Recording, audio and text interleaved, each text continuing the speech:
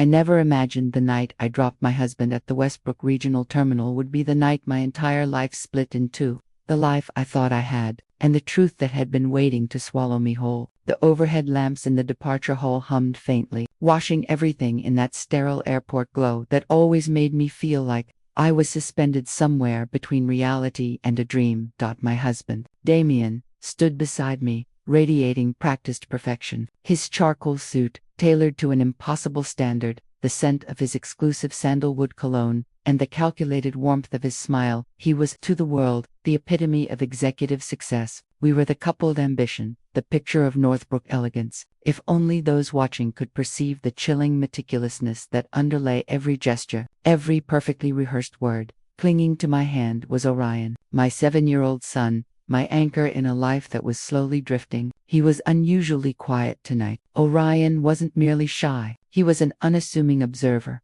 a child who processed the world with the precision of a small, vigilant sentinel. But the tension in his grip and the unnatural stillness in his posture spoke volumes. His eyes, usually bright with curiosity, held a shadowed, adult fear I couldn't place.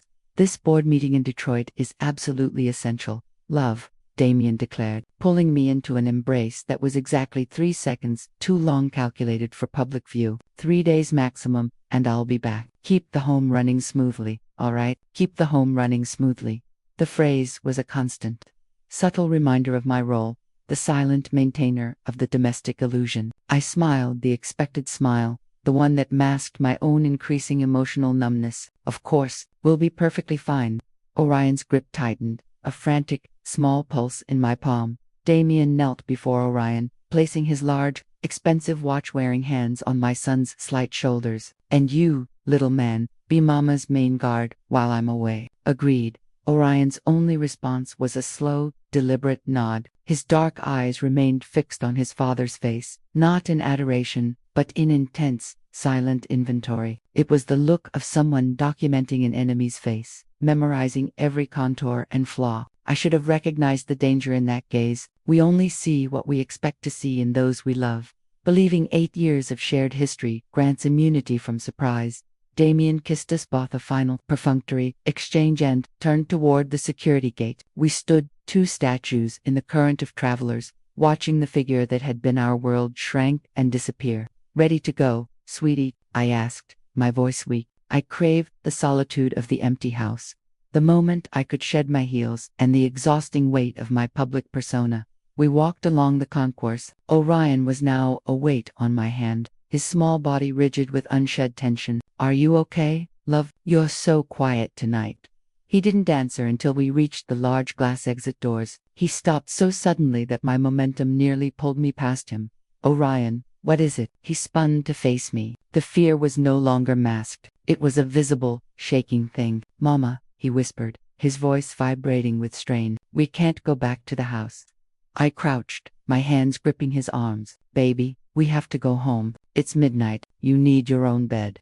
He pulled me down, his face inches from mine, his whisper an urgent, terrified rasp. "Mama, please, we can't. You have to believe me this time, please." This time, those 2 words echoed my own negligence. I remembered the dark vehicle he'd seen, the conversations he'd overheard. I had dismissed him, minimizing his legitimate terror as a child's fancy. Now, the tears were forming, shimmering lights in his eyes. "I believe you, Orion. Tell me what is wrong." "Everything." He scanned the terminal nervously, then leaned in further, his breath warm on my ear. "This morning, really early, I went for water. Daddy was in the study. He was on the phone, very quiet. He said that tonight, after we were sleeping, something bad was going to happen, that he needed to be far away. He said we wouldn't be in his way anymore." The phrase, chilling and direct, struck me like a physical blow. "Orion, are you certain you heard those exact words?" "In his way." He nodded frantically. "He said he had people who would take care of it.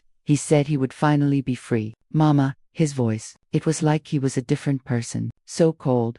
My immediate instinct, the 8-year-long reflex, was to defend him, but then the scattered, inconvenient truths I had shoved into the corners of my mind rushed forward. The suspicious increase in the life insurance policy, the forced transfer of all assets, including my modest inheritance, solely into Damien's name for tax benefits, the angry, disproportionate reaction when I suggested getting a job, the late-night, locked door calls, the fragment of the overheard conversation. Asterisk, it has to look like a clean accident, there is no other path. Asterisk, I looked at my son. His terrified, honest face was the only proof I needed. I pushed the years of lies aside and accepted the horrifying truth. Okay, son, I said, my voice steadying with grim resolve. I believe you. We are not going home.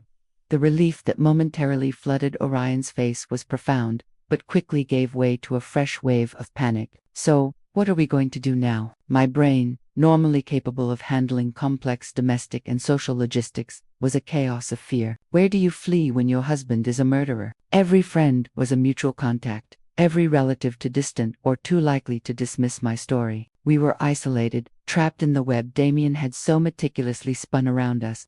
We are going to the car, I decided, gripping his hand tightly. But we are not going to the house. We are going to find a place nearby. We will watch from a distance, just to be certain. We need to see who is going to be taking care of it. He nodded bravely. I led him through the nearly empty parking structure toward our large, black family sedan. The name Damien had given it, the Sentinel, now felt like a cruel joke. Getting into the car felt like breaking a contract. I buckled Orion in, and as I tried to start the ignition, my hand trembled so violently on the key that it took 3 attempts.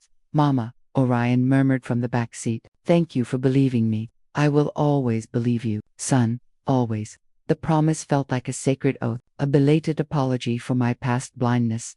I drove not to our driveway, but to a parallel side street about a quarter-mile from our residence. It was a deeply shadowed stretch, bordered by large, old oaks, offering a clear, yet discreet, view of our property through a screen of foliage. I parked the car, killed the lights and the engine. The resulting silence was absolute, broken only by our labored breathing. From our hiding spot, the house looked utterly normal. The sidewalk was illuminated by a single street lamp, the manicured lawn pristine, the window of Orion's room dark, the superhero curtains he picked out now just black shapes. It was the picture of domestic tranquility, a lie painted in stucco and slate. I checked the dashboard clock. $10:17, text PM. A rising tide of doubt threatened to drown my resolve. Was I mad? Was this the climax of months of suppressed stress, manifesting as an insane paranoia? Spying on my own life, putting my son through this terrifying ordeal. He never yelled. He always provided. He was present. Asterisk, but did he look at me with love? When was the last time he wasn't just maintaining the facade? Asterisk, Mama, look. Orion's voice cut through my thoughts, sharp and urgent. My heart vaulted into my throat. Turning onto our street was an unfamiliar vehicle. A dark, unmarked utility van ***. It had no visible plates, the windows tinted to near opacity. It drove unnervingly slow, a predator cruising its territory. It wasn't passing through, it was hunting. My breath stalled completely when the van pulled directly up to our house and stopped. It can't be. It can't. The driver and passenger doors opened. 2 men emerged. They were not utility workers or delivery personnel, dressed in dark, nondescript clothing, hoods pulled up. Their movements were fluid, precise, and professionally stealthy. They took a moment, surveying the deserted street. My instinct screamed, call 911, robbery, a robbery I could manage. But the taller man reached into his jacket. I braced for the gleam of a crowbar. But what he produced wasn't a tool of forced entry, it was a key. He walked up to our front door, inserted the key, and quietly, unlocked and opened it. Mama, Orion whispered, the sound tight with terror. How do they have a key? The world tilted. Only 3 people had a key. Me, Damien, and the spare in his locked study desk. Damien had given them access. The men disappeared inside. No lights came on. Only the quick, oscillating beams of flashlights danced behind the heavy drapes. They weren't robbing. They were conducting a search, or preparation. I sat frozen, a silent witness to the complete collapse of my reality. Minutes, hours, I don't know how long I watched. Then, the smell, a sharp, chemical reek, instantly recognizable. Mama, what's that smell? Orion whimpered, his voice muffled against my shoulder. Then I saw it. A thin, gray thread of smoke curling from the living room window, followed by another from the kitchen. And finally, the color, the malignant, deep orange glow growing rapidly behind the glass. Fire, no. I scrambled for the door handle. Orion's small arms were suddenly steel bands around my torso, yanking me back. Mama, no. Don't go in there. He was right, but it was everything: my photographs, his drawings, the few precious items I cherished. It was my history, burning. Asterisk. The flames erupted. Within minutes, the living room was a furnace, windows shattered, the fire climbed the external walls, devouring the siding, racing toward the second floor, toward Orion's empty bedroom, a siren distant at first, then rapidly approaching. The van, realizing their time was up, roared to life without lights, speeding away just moments before the first fire truck arrived. I was shaking violently, clutching Orion as we watched the bright, hungry orange consume our home. Orion was right, I repeated, the realization, a raw, physical pain. You were right, baby. We would have been inside, unaware. My legs gave out, and I sank to the cold asphalt, watching the destruction. My phone vibrated. A text from Detroit. Asterisk. Hey babe, just landed. Hope you and Orion are sleeping soundly. Love you both. See you soon. Asterisk. The words were poison. The heart emoji, a final, malicious signature. He knew. He was confirming his alibi, while we were supposed to be smoldering remains. I turned away from the inferno and vomited onto the curb, purging the last vestige of my trust and denial. When the nausea passed, I looked at Orion. He was sitting beside me, small and still, watching the destruction with an expression that was terrifyingly vacant, the face of a child forced to understand the depth of human evil. What are we going to do now, Mama? The question hung heavy in the smoke-filled air. We had no money, no identification, and no home. We were two ghosts in the city where we had built our lives. Going to the police was useless. Damien had a perfect alibi and a narrative of a tragic accident. I needed an ally outside of Damien's influence. That's when I remembered my father. Langdon Bellwether, before cancer claimed him 2 years prior, had called me to his hospital bedside. Anya, he'd said, his voice weak but stern, I don't trust that man. Never have. If you ever need help, real help, find this person. He placed a simple, thick business card in my palm. Senator R. Okoro, legal counsel. At the time, I'd been insulted. Damien had been the perfect, attentive son. Now, I saw my father's wisdom. He saw the wolf I had willingly married. I retrieved the card from my wallet. My phone battery flashed red. $23%. With trembling fingers, I dialed the number.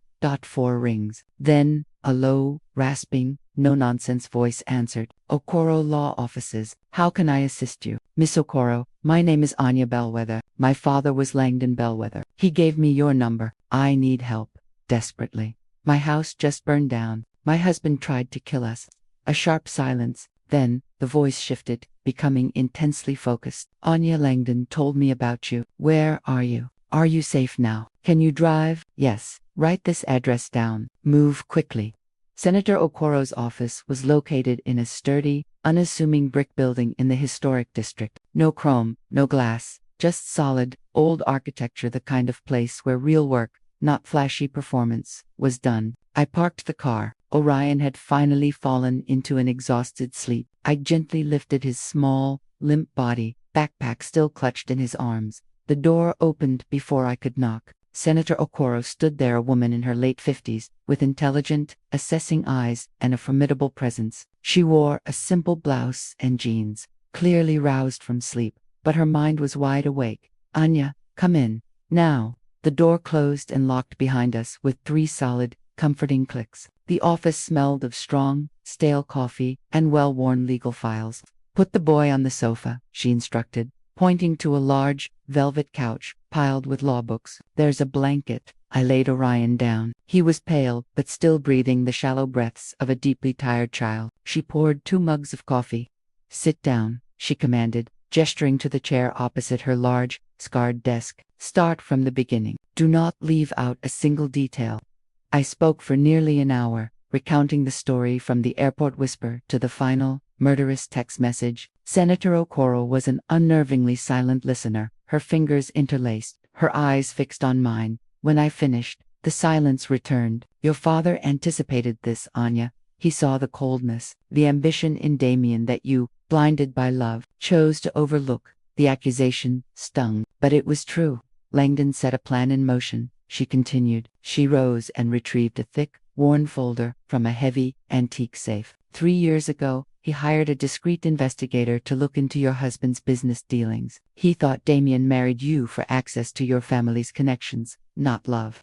She returned, placing the folder between us. What they found was not ambition, but desperation. Damien has significant, unmanageable gambling debts to entities that do not tolerate tardiness, loan sharks, underground casinos. He's been bankrupt for nearly 2 years. My mind reeled. The money, the inheritance, the house. He's been plugging the holes with whatever liquid assets he could manipulate, including the entire $150,000 inheritance your mother left you, which you made joint. It's gone. And he owes nearly $1 million more.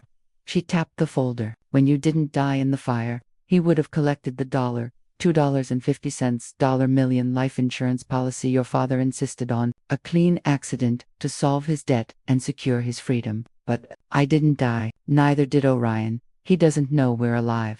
Senator Okoro leaned forward, her eyes sharp. That is our weapon, Anya.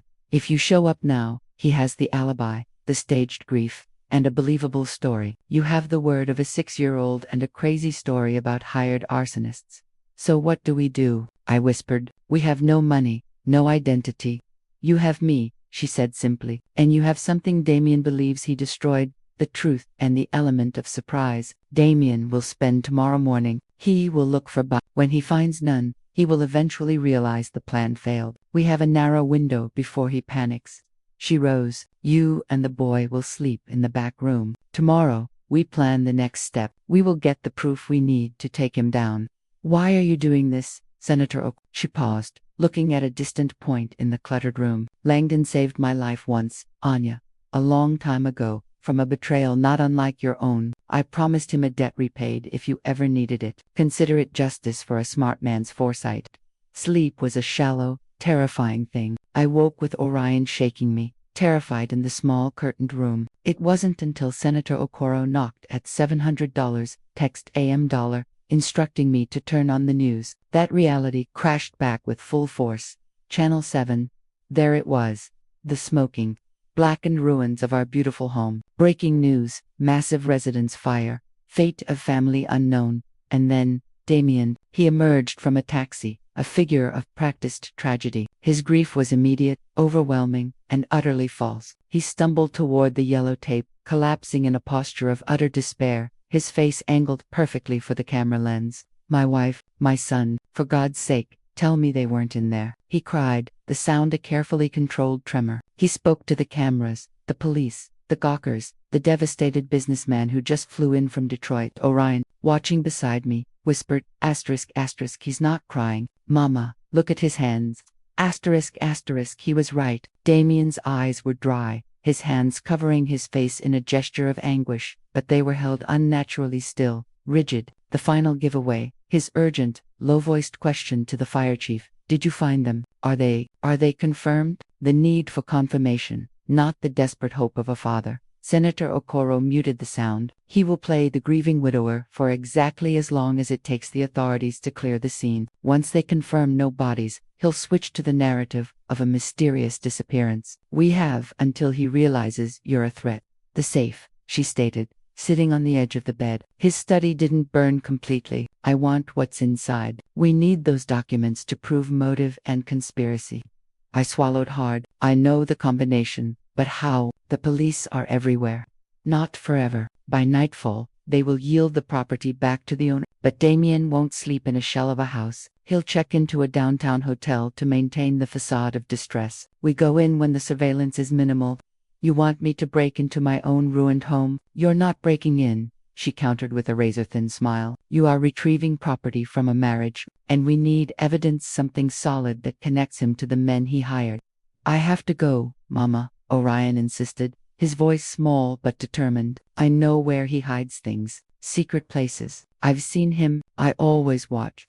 Senator Okoro nodded in agreement. ***, children, see what adults are trained to ignore. If there's a contingency, a backup plan, he'll know. ***, I reluctantly agreed. I hated exposing him to the danger. But his keen observation was our most valuable asset. The day dragged on, filled with the terrifying theater of Damien's grief on a loop across every news channel. We tracked his movements, the interviews, the police statement, the long, drawn-out talks with neighbors. Finally, as the sun dipped, he entered a black car and drove toward the city center. "Now," Senator Okoro said. She handed us dark clothing, gloves, and a flashlight. We drove to the neighborhood perimeter, accessing the property through the low wall. She knew about another legacy of a complicated divorce case she'd handled. 20 minutes, she whispered, as we stood in the shadow of the tall pines. "Get in, get the documents, get out." I took Orion's hand. The stench of smoke and chemicals was overpowering.